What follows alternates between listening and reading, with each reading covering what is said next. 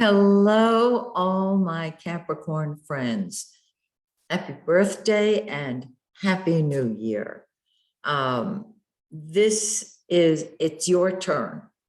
I've got your forecast here for January 2020. I say that because I want to create a neural pathway. And I'm going to share your forecast with you in just a second. There are two things I'd like to suggest to you since it is the new year. Okay. If I have not yet helped you find your life's mission, you might want to do that. I do it face to face with you on Zoom, and I help you see what your mission is. Now, you're already doing your mission. What I help you do is bring it to consciousness. And once you see it, once you know it, nothing can stop you. Will you get punched? Will your buttons get punched in the future? Sure. But when you remind yourself what your mission is, it puts everything in perspective. And this information is on my website, Maxine Taylor, under the spiritual coaching tab, excuse me. All right. Number two, some of you are ready to let go of your story. You are so sick of Groundhog Day. You are so sick of going through the same story. You see it, you recognize it, and you may not know how to get rid of it. That's where I can help. This 3-hour Zoom session, face-to-face with me, will help you see your life story in clear vision. It will help you release it and rewrite it.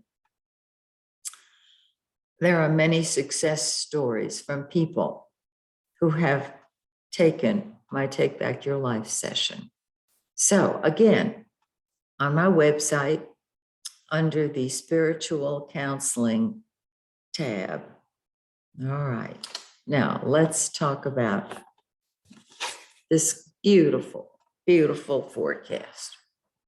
First of all, we know that Venus is retrograde and that Mercury will go retrograde on the 14th. This is a tag team that can be very frustrating if you don't know what's going on, because we know that when Mercury is retrograde, everything is confused.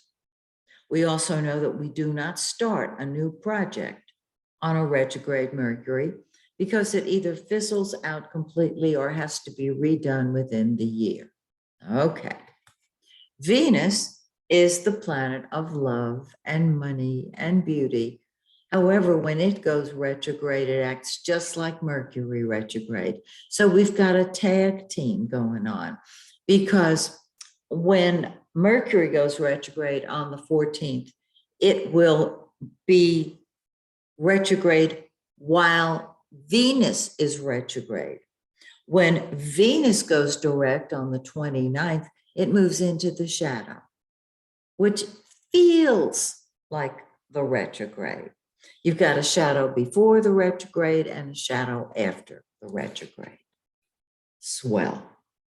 I tell you this so that you will not begin any major new projects while either Venus or Mercury happen to be retrograde.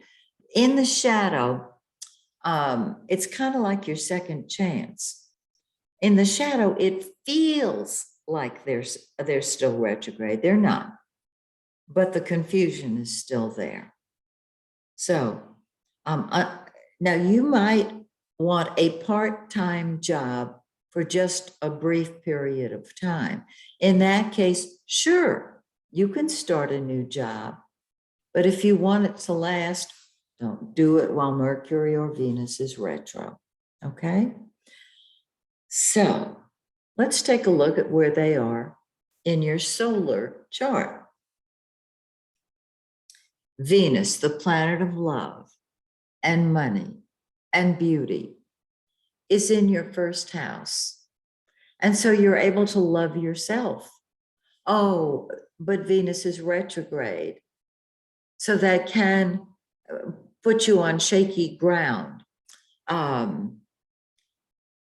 If you are able to love you, you're able to love others. And the world will love you when you love you. Venus is there saying, love you. Put yourself first. You've got the sun, Mercury, Venus, and Mars, all in your first house at some point in time this month. So it is your turn to do what you want, when you want, how you want, because you want. But Venus, don't change your hair color. Don't change your wardrobe unless you're ready for a temporary change. That's fine. You're not going to do anything drastic with your appearance. Mercury is in your first house. Now, Mercury is what you think about and talk about. So you're thinking about yourself and talking about yourself. First house. Okay. Mercury moves into the second house. This is terrific, except from there, it goes retrograde and backs into the first house one more time. So it's straddling the first house of you, your body, your personality, and your money, your ideas about how to make money. If you've got a project in mind, a seminar you want to take, that type of thing, there can be unsettledness. This is the nature of the retrogrades, and we got two of them tag teaming us. So when things get crazy and confused, be very kind to yourself, because what this is giving us is a chance to tie up the loose ends of unfinished projects. Okay? Did you start a personal beautification project a while back and just kind of let it be?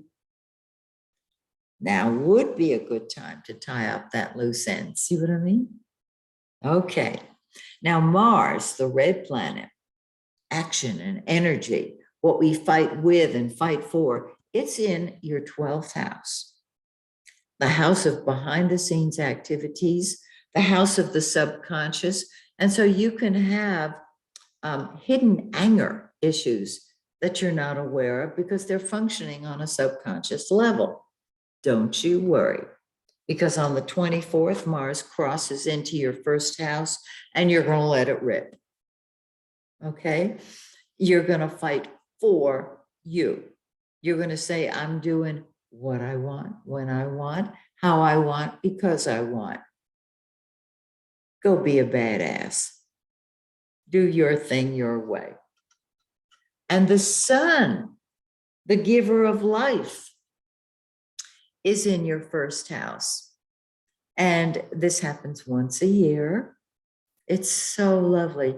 You are the center of your life at that point. And on the 19th, the sun moves into your second house of money.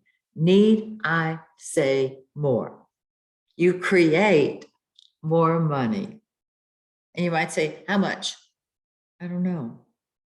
But somebody's got to win the lottery, baby. You know what I'm saying. Go for it.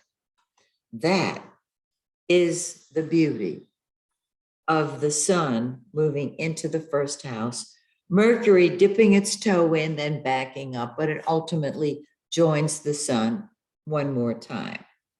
Now, Jupiter, the greater benefic, it blesses us. It expands whatever house it is in. It's in the third house of communication. Are you writing a book? Are you taking a seminar? What are you doing that's expanding your thinking? Go for it.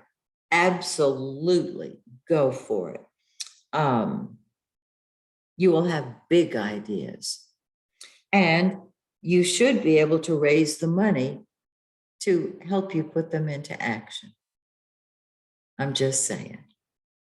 So the new moon on the 2nd is in 12 Capricorn. It's in your sign. It's in the first house. On the new moon, energy starts flowing. Until then, we are tired, really tired, no energy.